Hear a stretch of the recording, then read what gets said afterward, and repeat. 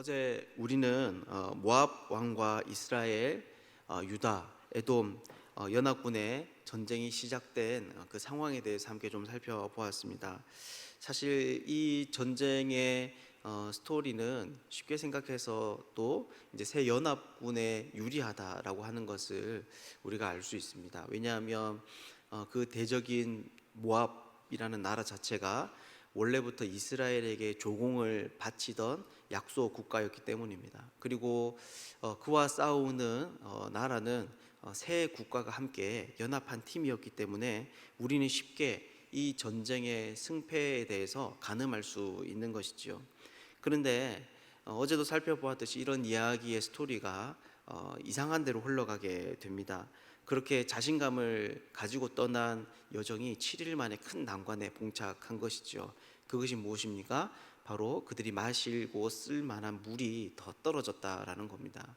아시다시피 전쟁은 우리가 있는 힘 없는 힘을 다 긁어 모아서 생명을 건 사투입니다. 그렇기에 사람이 기동하기에 필수 요소인 물이 없다라고 하는 것은 전쟁을 승리로 이끌기는커녕 그 전쟁에 참여하기조차 어렵게 만드는 그런 해결하기 어려운 그런 상황이 되는 것이죠. 하지만 이런 절망적인 상황에서도 다시 새로운 전환이 일어납니다. 새 연합군이 처음에 계획했던 대로 이 전투에서 승리하게 되는 것이죠. 그리고 오늘 본문에는 그러한 변화에 새 왕들의 선지자를 찾은 엘리사 선지자를 찾은 그 선택이 있다라고 이야기를 합니다. 즉 선지자로부터 얻은 도움이 그들로 하여금 잃어버릴 법합했던 그 승리를 되찾게 하는 것이죠. 그런데 이런 일들은 오늘날 우리의 삶 가운데서도 일어날 수 있는 일입니다. 왜냐하면 이렇게 큰 역사의 흐름을 바꿀 수 있을 만한 그런 기적들이 선지자를 찾는 일들로 말미암아 일어났다라고 한다면 그것은 당연히 오늘날 우리의 개인의 삶에서도 충분히 일어날 법한 일인 것이죠. 그래서 오늘은 그 당시에 이 엘리사 선지자를 찾는 것이 어떤 의미를 가지고 있었는지, 그리고 이것이 왜 전쟁에 있어서 결정적인 승리의 요건이 될 수 있는지를 함께 좀 살펴보도록 하겠습니다. 왕들의 요청에 엘리사 선지자는 그들과의 만남을 가집니다. 하지만 선지자가 보이는 태도는 냉담합니다. 그래서 13절을 보면 내가 당신과 무슨 상관이 있나이까? 당신의 부친의 선지자들과 당신의 모친의 선지자들에게로 가소서라고 하면서 거절합니다. 왜냐하면 이런 도움을 요청한 사람이 여호람이었기 때문입니다. 이 여호람은 아합의 자녀로서 그의 아버지를 따라서 아버지와 좀 다르다는 평가가 있지만 역시나 그 우상의 길에 벗어나지 못하는 그런 악한 왕이었던 것이죠. 하지만 결국 엘리사 선지자는 그들의 요청을 받아들이고 도움을 줍니다. 왜 그렇습니까? 바로 그렇게 도움을 요청하러 온 사람들의 무리에는 여호사밧이라고 하는 왕이 속해져 있기 때문입니다. 이 여호사밧은 여호람과는 달랐습니다. 여호람은 여러분 어떻습니까? 13절 끝을 보면 엘리사가 거절을 하자 여호와께서 새 왕을 불러 모아 모압의 손에 넘기려 합니다 라고 이야기를 합니다. 즉 그는 지금 이 전쟁의 승패가 하나님 때문에 자기들이 망하는 길로 가고 있다라고 말을 하고 있습니다. 사실 이것은 그의 무지를 나타내는 것입니다. 왜냐하면 그는 방금 전 말씀드렸다시피 여호와 하나님이 아니라 우상을 섬기는 존재였기 때문입니다. 그러니 지금 이 이야기는 그가 정말 보고 들은 진실을 이야기하는 것이 아니라 그냥 막연한 이 전쟁의 상황 가운데서 자기가 가지는 느낌과 생각을 이야기하는 것이죠. 그런데 여호사밧은 여러분 어떻습니까? 이런 문제가 일어나자마자 선지자를 찾습니다. 그는 여호와 하나님이 누구이신지 알았고 평소에도 그 하나님을 의지해 왔던 것이죠. 그래서 엘리야 선지자는 검은고를 가지고 와서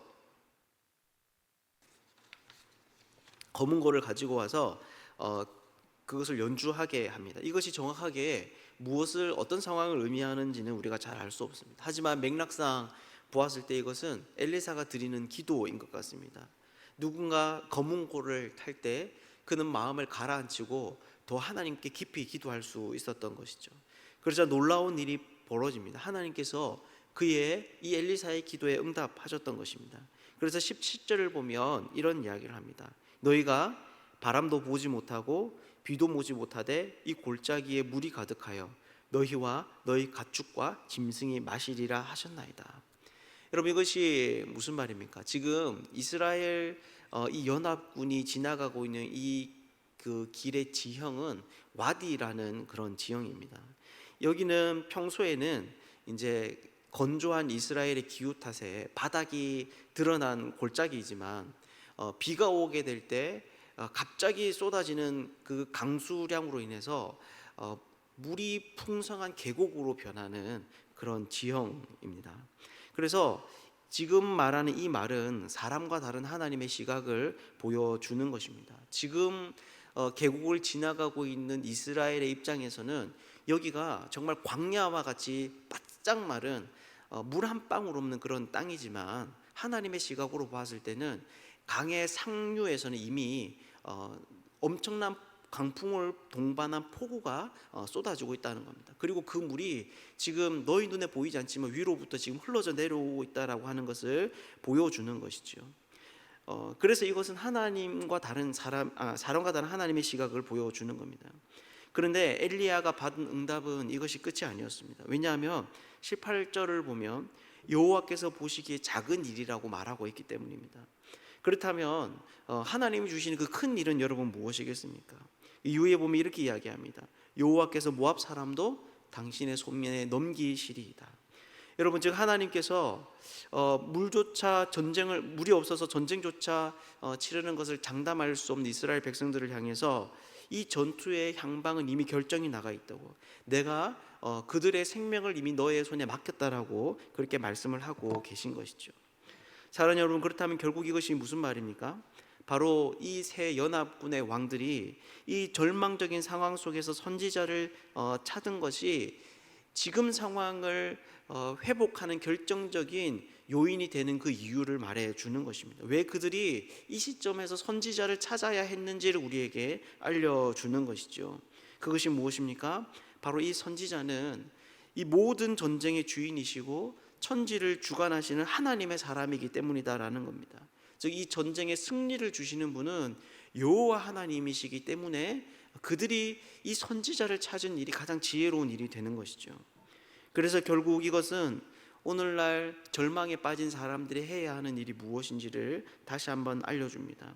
자신의 인생 가운데 반전을 꿈꾸는 사람들이 누구에게로 가야 하는지를 보여주는 것이죠.